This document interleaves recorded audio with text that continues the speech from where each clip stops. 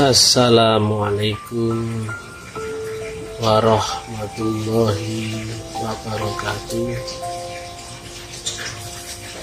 Alhamdulillah, alhamdulillahirabbil alamin. Kita sekalian berizki, terpanggil bisa melaksanakan zikir ala kadarnya, dan alhamdulillah seperti biasanya kita lanjutkan dengan uraian ala kadarnya yang mudah-mudahan bisa bermanfaat bagi kita sekalian. Pada kesempatan ini kita akan coba mengurai perbedaan pandangan antara ilmu yang benar dibandingkan dengan ilmu yang mutlak. Seolah-olah mirip, tapi ternyata apabila diurai dari sudut pandang ilmiah, nanti baru kita akan ketemu ujung pangkalnya. Karena biasanya yang membuat rumit, sulit untuk diurai adalah dogma, mindset, aliran pemahaman dan sebagainya. Karena semua orang pasti akan membenarkan keyakinannya, kepercayaannya, dan apa-apa yang dianggapnya benar.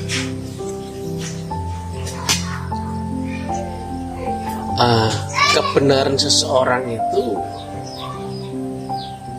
ujung-ujungnya kadang malah nggak ketemu dengan kebenaran orang lain. Benar di sini berbenturan dengan benar yang di situ, maka disitulah biasanya akan ada gesekan. Loh, benar kok jadi salah, atau benar kok disalahkan. Karena benar ini pun ya bertingkat-tingkat. Kalau orang filsafat biasanya mengartikan atau memberikan gambaran di atas langit masih ada langit. Artinya benar itu ya nggak boleh dipaksakan kepada orang lain untuk membenarkan kita. Nah, tentang kebenaran ini di zaman ini bahkan ternyata melekat kepada persepsi agama. Agamaku benar, maka otomatis agamamu yang kulihat salah. Begitu orang lain menganggap agamanya benar dan melihat kita salah. Akhirnya ya saling salah menyalahkan. Kan aneh, padahal mestinya agama turun dari Tuhan yang sama, mestinya kan saling bisa membenarkan kalau sama-sama agama samawi atau agama langit. Nyatanya di dalam rukun iman kita pun wajib mengimani rasul-rasul dahulu dan juga kitab-kitabnya yang dahulu. Nah, nyatanya kan masing-masing nabi kan nggak saling berbenturan. Nabi Muhammad mengakui Nabi Musa, Nabi Isa, Nabi Ibrahim, dan juga demikian nabi-nabi yang lain pun mengakui tentang Nabi Muhammad itu sendiri. Lah kenapa kok sekarang jadi seolah-olah ada benar salah pada masing-masing agama itu? Agamaku benar, agamamu salah, demikian juga orang lain. Bahkan Sesama agama saja, agama X misalnya, 3 kepala pun punya 3 pemahaman kebenaran yang berbeda. Itu dikarenakan mengira agama itu adalah agama yang benar.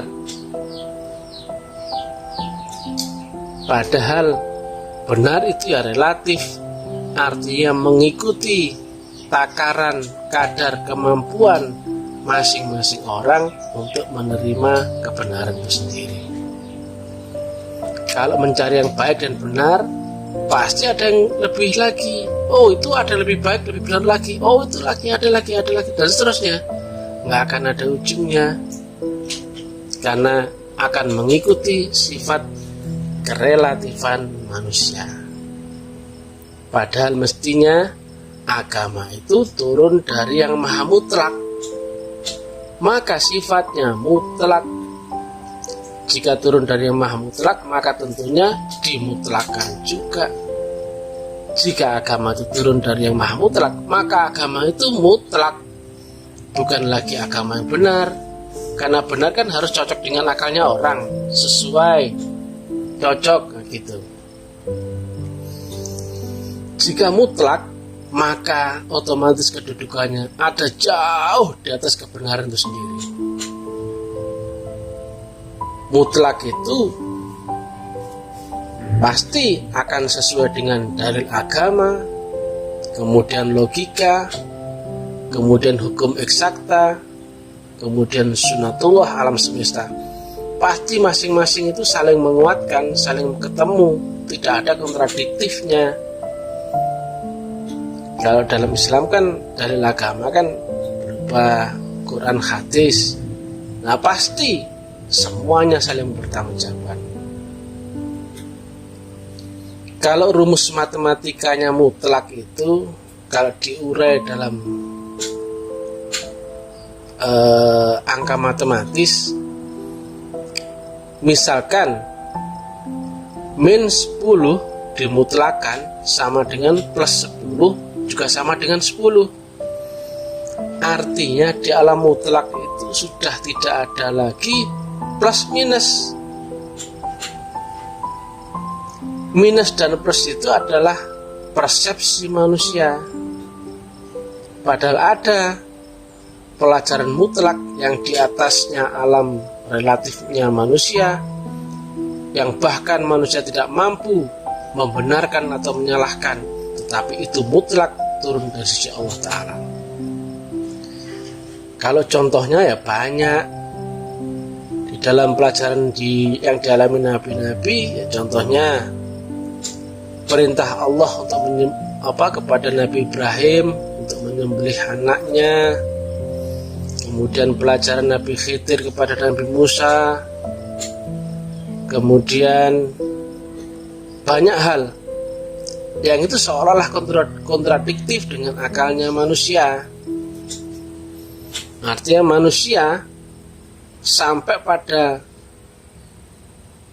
level kebenaran yang tertinggi sekalipun gak akan mampu membenarkan akan hal itu. Tetapi mutlak turun dari Allah, maka dimensinya mutlak itu ada jauh di atas kebenaran itu sendiri. Mestinya awalnya semua agama itu mutlak karena turun dari Allah Ta'ala. Tetapi yang belakangan ini makin mundur, agama itu berubah persepsinya. Dari yang awalnya agama mutlak menjadi agama benar. Setelah benar, pasti akan menyalahkan agama lain atau orang lain. Kenapa? Karena dianggap sudah gak cocok dengan pemahamannya. Akulah yang benar, kau yang salah, gitu. Makanya banyak tawaran-tawaran ilmu yang menawarkan inilah yang benar, inilah yang benar, inilah yang benar. Gak akan ada ujungnya. Bahkan seperti yang kamu sampaikan tadi, 5 kepala saja sudah kebenarannya berbeda. Padahal mestinya jika agama itu mutlak, maka 1000 kepala atau 1 juta kepala pasti harusnya punya pemahaman yang sama atau linear. Sekalipun berbeda zaman ribuan tahun, misalkan Nabi Muhammad yang menyampaikannya di zaman 14 abad yang lalu, dan kemudian jika beserta dengan metodologi yang sama, orang yang di zaman ini pun pasti akan melihat kemutlakan yang sama dari agama itu. Sebagaimana Nabi Musa, Nabi Adam, Nabi Ibrahim, Nabi Musa, Nabi Nuh, ataupun Nabi Muhammad, semuanya saling membenarkan, saling memahami. Yang membedakan hanyalah makom itu sendiri. Ibaratnya kebenaran kelas SD, kemudian lanjut kepada kebenaran kelas SMP, kebenarannya SMA, perguruan tinggi dan sebagainya. Nah, sifatnya itu linear, bersambung dia, nggak saling kontradiktif. Yang SMP ya tahu bahwa ada kebenarannya orang SMA. Kalau SMA ya tahu ada kebenarannya adik yang di SMP. Saling membenarkan, tidak ada yang menyalahkan. Nah, berbeda dengan kondisi sekarang, bahkan agama pun seolah-olah mendoktrin dialah yang benar, yang lainnya salah, padahal mestinya mutlak. Ini yang sulit terbaca manusia, bahwa agama itu mutlak, pelajarannya mutlak dari sisi Allah Ta'ala. Yang mutlak tentunya nggak bisa dipelajari manusia. Makanya di dalam Asy-Syura 52 ayatnya adalah melalui dipilih dan dikehendaki, yang awalnya bermula lewat ditanamkannya nur iman dan nur kita. Kalau mencari perbandingan antara benar, ya nggak akan ada ujungnya. Kenapa nggak ditingkatkan lagi? Kita coba mencari ilmu yang mutlak, bukan lagi ilmu yang benar. Benar menurut saya makannya pakai nasi, tapi benar menurut orang lain makannya cocoknya pakai sagu atau nasi jagung. Padahal seleranya berbeda, maka akan berbenturan. Sedangkan kalau mutlak, semua variabel-variabel dunia pasti akan membenarkannya. Mulai Qur'annya, hadisnya, logikanya, hukum eksaktanya, kemudian sunatullah alam semesta. Dan masing-masing itu tidak ada yang kontradiktif, nggak ada yang saling menyalahkan. Bahkan kata-katanya. Nah, kalau kita terbatas dengan akal, maka hanya ketemu yang benar. Tetapi untuk menuju ilmu yang mutlak, mesti lewat dimensi kerohanian. Karena dimensi Allah yang maha mutlak itu nggak ada di sini. Allah itu ada di Arsy yang maha tinggi. Sedangkan yang ada di dunia hanya terbatas dengan kepandaian tertinggi akalnya manusia. Kesadaran manusia ya hanya sebatas itu. Padahal variabel-variabel agama bukan ada di alam ini, bukan ada di dunia. Maka menuju ilmu Allah yang mutlak, yang turun dari sisi Allah yang maha mutlak, mesti lewat jalan yang mutlak, metodologi yang mutlak, faktor yang mutlak, frekuensi yang mutlak. Baru kita akan ketemu dimensi agama yang mutlak. Jadi bukan lagi agama yang benar.